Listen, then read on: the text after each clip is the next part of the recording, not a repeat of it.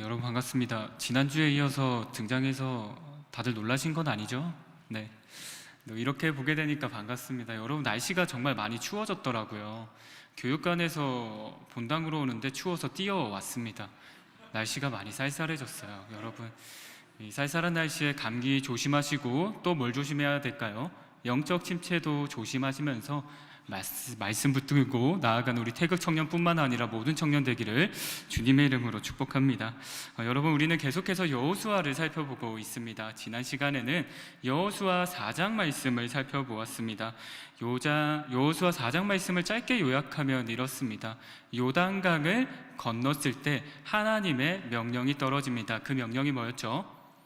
12돌을 너희 유숙하는 곳에 세워라 였습니다. 이 12돌의 의미가 무엇이었나요? 이 12돌은 너희가 나중에 자손을 낳게 될 텐데 이 자손에게 이 자손이 이 12돌이 뭐예요? 라고 물어볼 때 너희가 이 12돌은 내가 하나님과의 경험이 있는 그 요단강의 경험을 설명해 주라는 교보제 역할로 지어라고 했습니다. 그런데 이 12돌의 의미가 여기서 끝나나요? 태극청년? 아니죠. 마지막 절에 어떻게 확장되죠? 모든 땅에 있는 족속들 백성들에게도 알려라는 것입니다. 바로 요단강을 가르칠 수 있는 힘이 있는 분이 누구다? 바로 하나님이라는 것입니다. 이렇게 우리 여호수아 4장 말씀을 짧게 살펴보았는데요. 그럼 이제 우리 여호수아 5장에서는 하나님께서 우리에게 어떤 영적인 메시지를 부어주실지 살펴보도록 하겠습니다. 우리 여호수아 5장 1절 합독하겠습니다. 하나 둘 셋. 요단 서쪽의 아모리 사람의 모든 왕들과 해변의 가나안 사람의 모든 왕들이 여호와께서 요단물을 이스라엘 자손들 앞에서 말리시고 우리를 건너게 하셨음을 듣고 마음이 녹았고 이스라엘 자손들 때문에 정신을 잃었더라. 아멘. 네, 5장 1절은 어떻게 시작하고 있나요? 요단강 사건을 접해서 들었던 가나안 왕들의 반응으로 시작하고 있습니다. 가나안 왕들의 반응이 어떤가요? 마음이 녹았고 정신을 잃었다라고 합니다. 그런데 여러분 우리가 이거 여호수아 앞장에서 어디서 보지 않았나요? 이거를 맞추는 청년이 있다면 제가 상품 드리도록 하겠습니다. 다들 겸손에 충만한 것 같습니다. 바로 여호수아 2장에서 라합이 했던 말입니다. 라합이 이렇게 고백합니다. 너희들의 소식을 들었다. 홍해를 가르시고 아모리 왕 시온과 바산 왕 옥을 무찌른 이야기를 들었다. 맞아. 이 일 때문에 우리는 모두 마음이 놓고 정신을 잃었다라고 여호수아 2장 11절 상반절에서 말하고 있습니다. 이거는 가나안 왕들의 반응과 똑같습니다. 그런데 이 왕들의 반응과 라합의 반응이 다른 점이 있습니다. 가나안 왕들의 반응은 정신을 잃었더라에서 끝이 났습니다. 그러나 라합의 반응은 여기서 끝나지 않습니다. 여호수아 2장 11절 하반절 말씀을 제가 읽겠습니다. 너희의 하나님 여호와는 위로는 하늘에서도 아래로는 땅에서도 하나님이시니라 라는 고백으로 끝납니다. 한마디로 하나님은 어디에나 계시고 전능하신 하나님이라는 것입니다. 여러분 라합과 가나안 왕들의 반응은 같았지만 고백은 달랐습니다. 이 고백으로 인해 이들의 행보도 달라지는데요. 라합은 어떻게 되나요? 정탐꾼들과 헷세드 언약을 맺고 구원을 약속받습니다. 그런데 가나안 왕들은 어떻게 될까요? 나중에 나오겠지만 하나님의 위험 앞에 멸망당하게 됩니다. 여러분 여기서 우리에게 주시는 하나님의 메시지가 무엇일까요? 한 예를 들어보겠습니다. 여기에 있는 대부분이 건강하시겠지만 갑자기 병에 걸려 시한부 인생을 살아간다고 가정해 봅시다. 그때 웬만한 사람은 죽음 앞에서 이런 감정을 느낄 것입니다. 더 이상 너무나도 절망적이어서 여기서보다 더 절망적인 두려움을 느낄 수 있을까라고요. 그런데 여기서 여러분들의 반응은 어떻게 되겠습니까? 그냥 죽음 앞에서 정신을 잃는 것으로 끝나겠습니까? 아니면 그 죽음을 주관하시는 하나님 앞에 무릎을 꿇겠습니까? 라합은 가나안 백성이었지만 하나님의 위엄을 알고 그 두려움 앞에, 그 무서움 앞에 그 정신을 잃을 정도로 혼미한 상태에서 하나님께 무릎을 꿇었습니다. 그러나 가나안 왕들은 꿇지 않았습니다. 저는 우리 신일교회 모든 우리 청년들이 하나님한테 무릎 꿇었으면 좋겠습니다. 때로는 이해하지 못하는 상황에 직면하게 될 때에도 그냥 그 상황에서 주저앉는 것이 아니라 하나님께 무릎 꿇길 바랍니다. 그때 하나님께서 여러분에게 은혜의 손길, 구원의 손길을 내려주실 것입니다. 우리 이어서 여호수아 5장 2절에서 3절 말씀 함께 읽겠습니다. 하나, 둘, 셋. 그때에 여호와께서 여호수아에게 이르시되 너는 부싯돌로 칼을 만들어 이스라엘 자손들에게 다시 할례를 행하라 하시매 여호수아가 부싯돌로 칼을 만들어 할례산에서 이스라엘 자손들에게 할례를 행하니라. 아멘. 하나님께서는 이스라엘 백성들에게 명령하십니다. 여리고성 전투를 앞두고 있는 이스라엘 백성에게 무엇을 행하라 라고 하나요? 바로 할례를 행하라 라고 합니다. 그렇다면 하나님께서는 왜 이 명령을 하셨을까요? 우리 여호수아 5장 4절에서 5절 말씀 함께 읽도록 하겠습니다.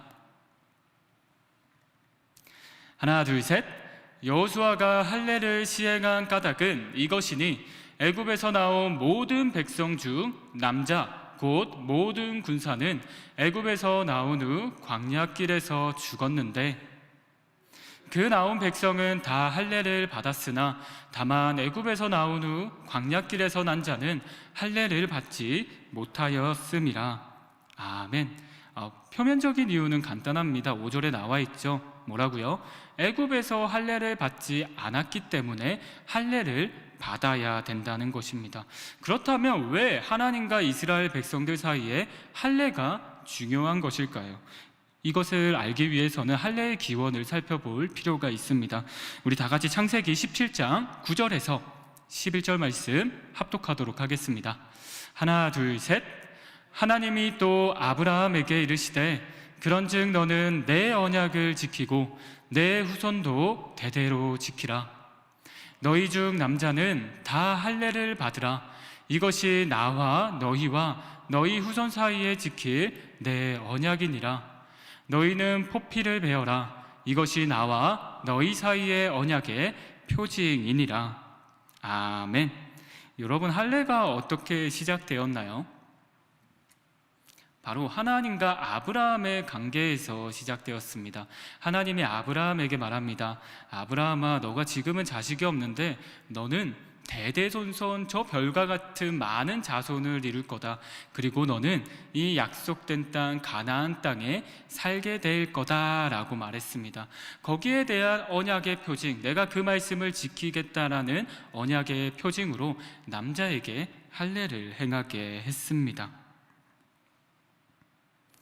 여러분, 그렇게 따지면 이스라엘 백성들은 할례를 당연히 행해야 될 것 같습니다. 이것은 더 명확해지는데요. 우리 창세기 17장 12절을 보면 이런 말씀이 있습니다. 집에서 난 자든지 이방인에게 돈을 주고 산 자든지 모두 난 지 8일 만에 할례를 받으라 라고 합니다.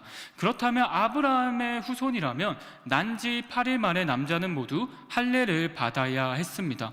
그런데 왜 애굽에서는 할례를 받지 못했던 것일까요? 거기에 대한 이유를 살펴보도록 하겠습니다. 우리 여호수아 5장 6절에서 7절 말씀 함께 읽도록 하겠습니다. 하나, 둘, 셋. 이스라엘 자손들이 여호와의 음성을 청종하지 아니하므로 여호와께서 그들에게 대하여 맹세하사 그들의 조상들에게 맹세하여 우리에게 주리라고 하신 땅 곧 젖과 꿀이 흐르는 땅을 그들에게 보지 못하게 하리라 하심에 애굽에서 나온 족속 곧 군사들이 다 멸절하기까지 40년 동안을 광야에서 헤매었더니. 아멘. 그 이유가 무엇입니까? 바로 이스라엘 자손들이 여호와의 음성을 청종하지 않았기 때문입니다. 앞에서도 말했듯이 출애굽 세대들은 난 지 8일 만에 모두 할례를 행해야 했습니다. 그리고 시내산에서 율법을 받을 때도 계속 할례를 행했습니다. 그렇게 시내산에서 2년째 출애굽 2년차 됐을 때 유월절을 지키고 큰 포부를 가지고 이스라엘 백성들은 저 약속의 땅 가나안 땅으로 가게 됩니다. 그리고 2년이 되었을 때 가데스 바네아에서 약속의 땅을 쳐들어가기 위해서 정탐꾼 두 명을 보내나요? 12명을 보냅니다. 그 12명이 보고서 모세에게 보고할 때 어떻게 보고하나요? 10명이 악평을 합니다. 저 땅은 우리가 못 들어갑니다. 저 땅은 거인이 있는데 우리는 가면 죽을 것입니다. 우리는 그냥 메뚜기와 같습니다 라고 보고합니다. 이에 이스라엘 백성들이 동료에서 모세에게 따집니다. 어떻게 따질까요? 우리 다 함께 민수기 14장 1절에서 4절 말씀을 함께 읽도록 하겠습니다. 하나 둘 셋. 온 회중이 소리를 높여 부르짖으며 백성이 밤새도록 통곡하였더라.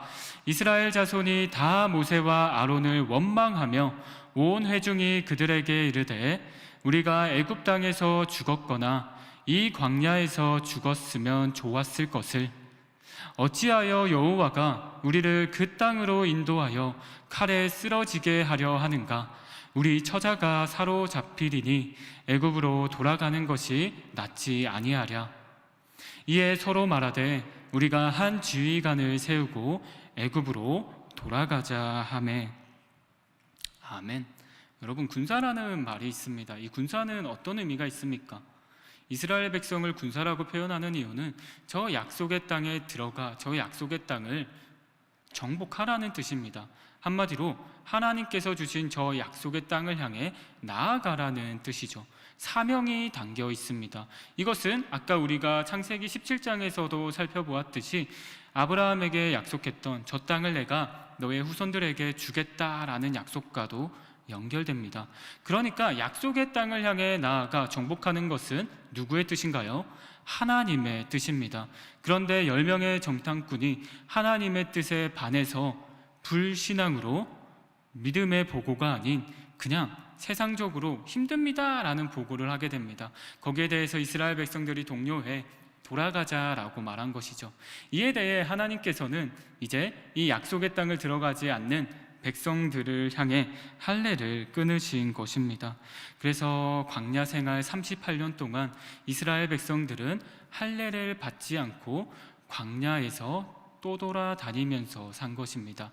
그리고 요단강을 건넌 이 시점에서 하나님은 다시 이스라엘 백성과의 관계를 회복시키십니다. 어떤 관계인가요?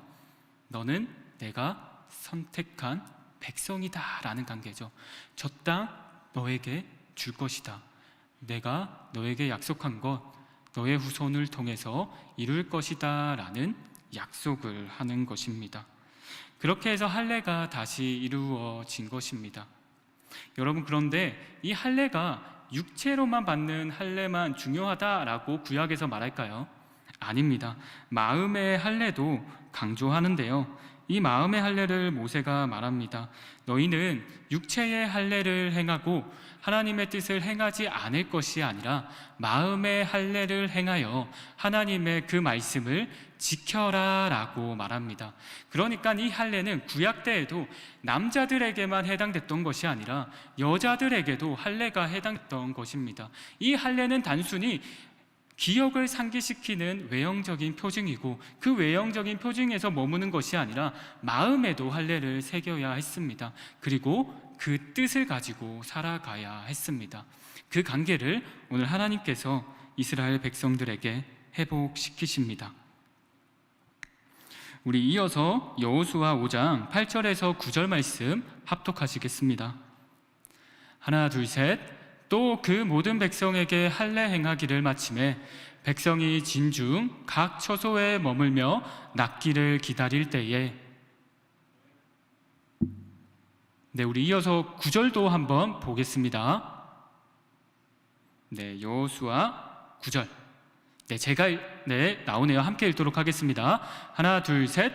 여호와께서 여호수아에게 이르시되 내가 오늘 애굽의 수치를 너희에게서 떠나가게 하였다 하셨으므로 그곳 이름을 오늘까지 길갈이라 하느니라. 아멘. 이스라엘 백성들은 할례를 통해서 그들의 정체성을 회복하였습니다. 하지만 그들은 할례를 받게 됨으로 어떻게 되었을까요? 전투력이 급감했습니다. 왜냐하면 남자가 할례를 받게 되면 움직이기가 힘들거든요. 그것을 우리는 어디서 알 수 있나요? 바로 창세기 34장의 말씀을 보면 알 수 있습니다. 창세기 4장은 야곱의 딸 디나가 나옵니다. 근데 이 디나는 세겜에게 범함을 당하게 됩니다. 이에 야곱의 아들들이 무척 화가 났겠죠. 아니, 범한 것도 너무 화가 나는데 결혼을 요구해 뻔뻔해 보였습니다. 이에 야곱의 아들들이 꾀를 냅니다. 우리는 하나님의 백성으로 할례를 받는다. 너희도 할례를 받으면 이 결혼을 내가 허락하겠다라고 말합니다. 그래서 하몰의 아들 세겜과 그 마을 사람들이 할례를 받게 됩니다. 그런데 결과는 어떻게 되었나요? 시므온과 레이가 그 언약을 지키지 않고 가서 사람들을 다 죽입니다. 이것을 봤을 때 할례를 받은 사람들은 전투를 제대로 할 수 있나요? 없나요? 없습니다. 그런데 이 적지에 와서 이스라엘 백성들이 할례를 받고 있습니다. 저 여리고 땅은 몇 킬로밖에 차이가 나지 않습니다. 그 백성들이 쳐들어오면 이스라엘 백성들은 그대로 목숨을 잃습니다. 저 같으면 하나님, 이게 맞습니까? 할례는 이 여리고를 정복하거나 저기 요단강 동쪽에 있을 때 받아야 했던 것 아닙니까? 라고 질문할 수 있습니다. 그런데 하나님은 그렇지 않습니다. 너가 정말로 두려워하고 있을 그 적지에서 너는 할례를 받아라. 너는 내가 지키겠다라고 말하는 것입니다. 이에 이스라엘 백성들은 하나님을 신뢰해서 무엇을 받게 됩니까? 할례를 받게 됩니다. 그 결과 어떻게 되나요? 적군이 쳐들어와서 이스라엘 백성을 진멸하게 되나요? 아닙니다.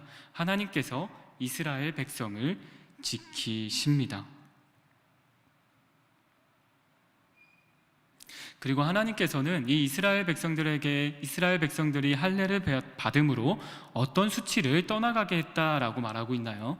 바로 애굽의 수치를 떠나 보냈다라고 말하고 있습니다. 구약에서 보면 이 애굽의 수치는 여러 가지로 해석될 수 있습니다. 대표적으로 해석되는 두 가지를 살펴보면 애굽의 수치는 첫 번째로 어떤 수치일까요? 바로 노예 생활에 애굽의 수종들 들 때 그 수치가 할례를 통해서 떠나갔다는 것입니다. 너희가 섬기는 주인은 이제 애굽이 아니라 하나님이라는 거죠.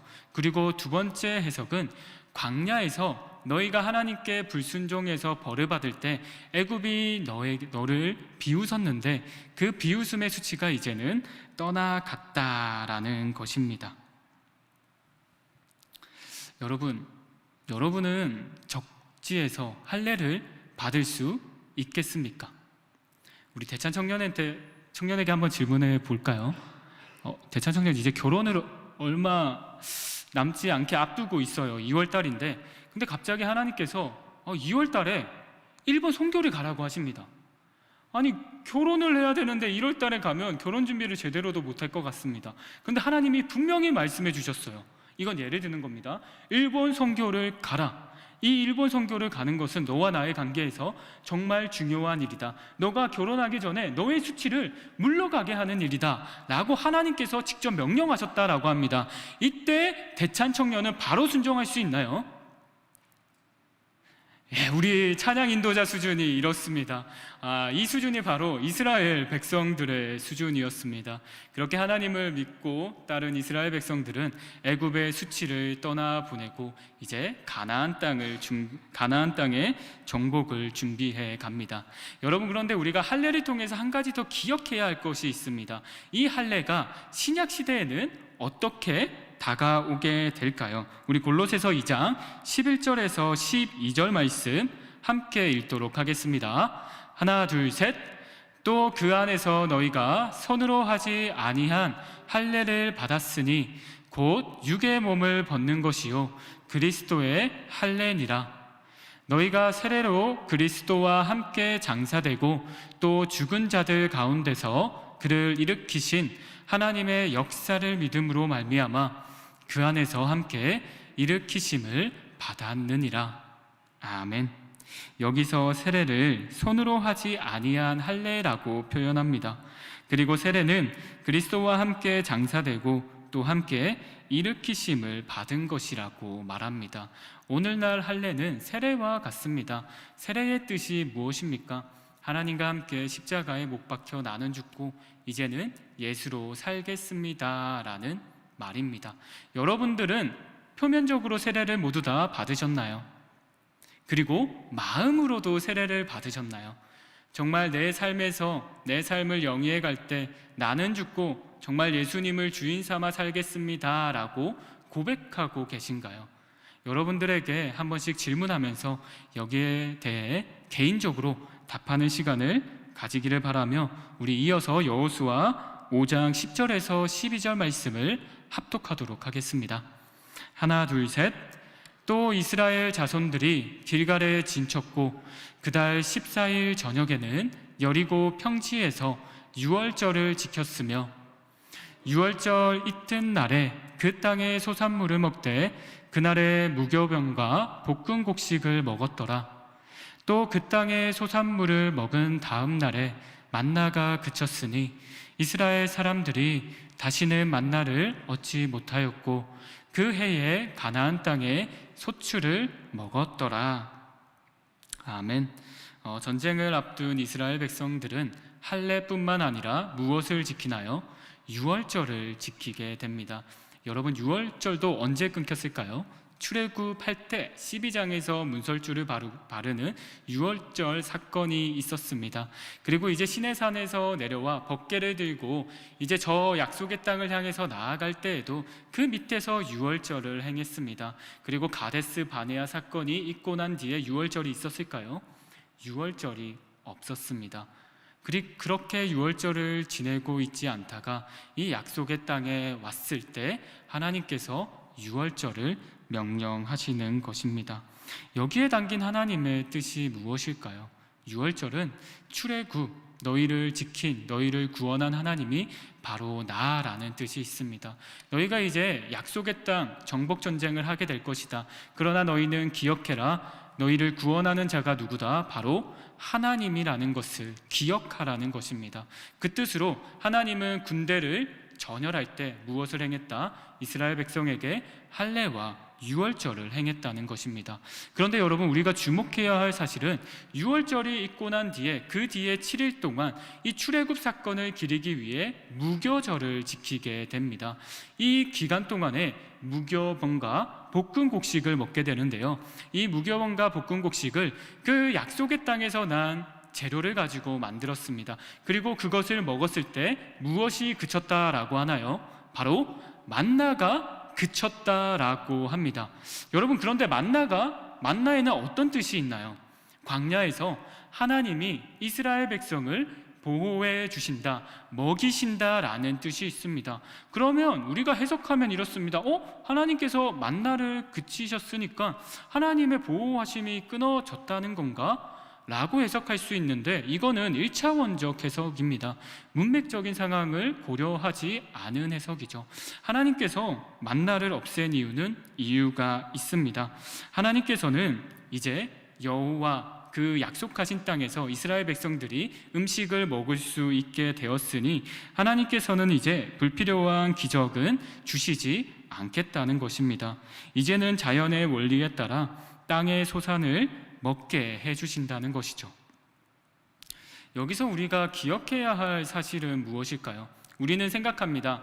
하나님의 뜻은 기적적으로 나의 삶에 정말 열리지 않을 그 닫혀있던 담이 무너지는 것이 하나님이 정말 나와 함께 하시는 표징이다 라고만 생각할 수 있습니다. 그렇지 않습니다. 하나님은 만나를 그치시기도 하십니다. 그리고 일상생활에서 그 재료를 뽑고요, 만들어 먹는 그것도 하나님의 은혜라고 말씀하고 계신 것입니다.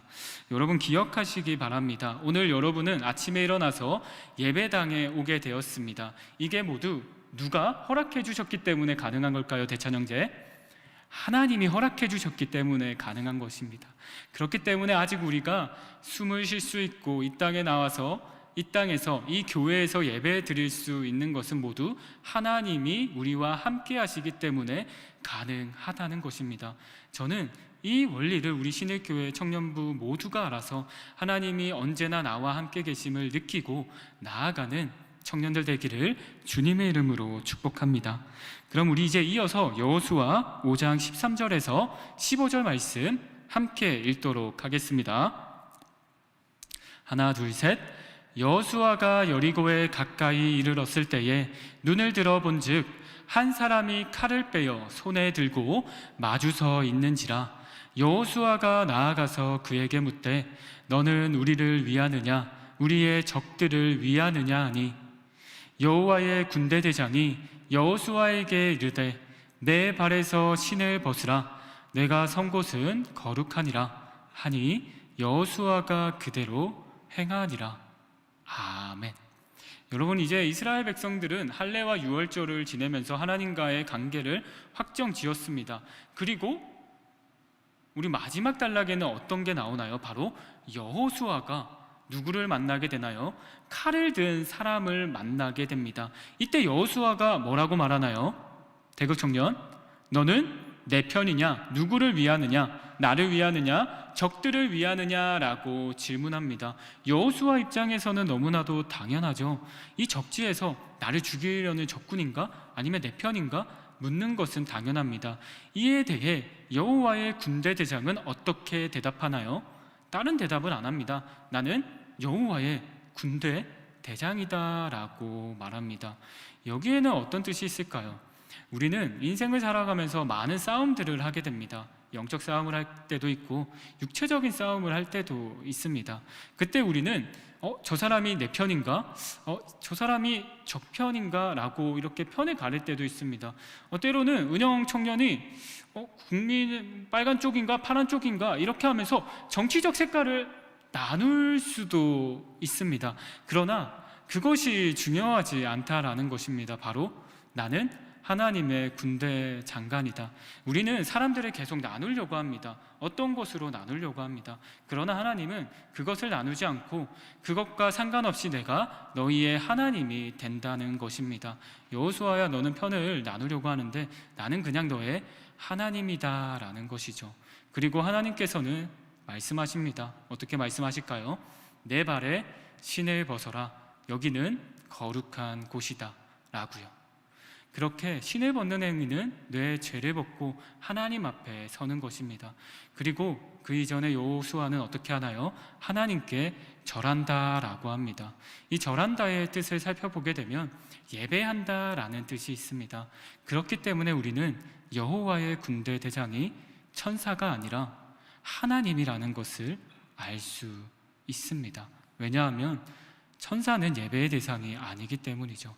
그렇게 여호와는 여호수아에게 찾아와 너의 주인은 나고 너의 전쟁을 승리하게 하실 분은 바로 나라는 것을 알려주었습니다. 여러분, 우리는 여리고 전쟁을 앞둔 이스라엘 백성이 세 가지 준비를 하게 되는 것을 보게 됩니다. 첫 번째는 할례요, 두 번째는 유월절을 지키는 것이요, 그리고 마지막은 뭐라고요? 하나님 앞에 서는 것입니다. 이것의 세 가지의 공통점이 무엇일까요? 여러분, 이 세 가지의 공통점이 무엇일까요? 한번 짧게 10초간 생각해 보도록 하겠습니다. 이 세 가지의 공통점이 무엇일까요?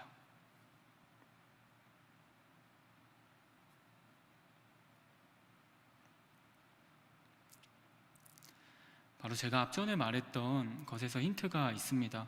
이 세 가지를 하기 위해서는 바로 마음의 세례, 나는 죽고 예수로 사는 삶이 확정이 돼야지 이 세 가지 준비를 할 수 있다는 것입니다. 우리는 끊임없이 잊고 삽니다. 내가 주인이라고. 그러나 오늘 여리고 전쟁을 앞둔 이스라엘 백성에게 하나님은 끊임없이 말하고 있습니다. 너의 주인은 나라고요. 그렇기 때문에 여러분들의 앞길에서 어려움이 있을 때 다른 누구를 찾아가는 것이 아니라, 우리 조익천 목사님을 찾아가는 것이 아니라, 배요한 목사님을 찾아가는 것이 아니라 먼저 하나님을 찾아가는 여러분 되시기를 주님의 이름으로 축복합니다. 여러분, 이제 12월이 되었습니다. 이제 2023년을 마무리하고 이제 2024년을 준비해 갑니다. 이때 우리가 기억해야 할 것은 뭐다? 나는 죽고 예수로 산다. 그래서 나는 어떤 어려움이 있더라도, 어떤 위기가 있더라도 나의 힘으로 행하는 것이 아니라 하나님께 순종하여 나아가겠다라고 결심하는 우리 신일교회 모든 청년들 되기를 소망하며 제가 기도하고 오늘 말씀 마치도록 하겠습니다. 기도하겠습니다. 사랑이 많으신 하나님 아버지, 오늘도 부족한 우리를 예배의 자리로 불러주시고 하나님의 말씀을 듣게 하시니 감사합니다.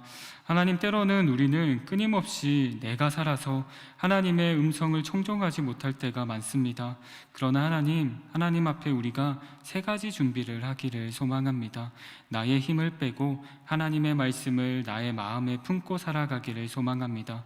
부족하지만 끝까지 하나님을 붙드는 우리 모두가 되기를 소망하며 살아계신 우리 주 예수님의 이름으로 기도드립니다. 아멘.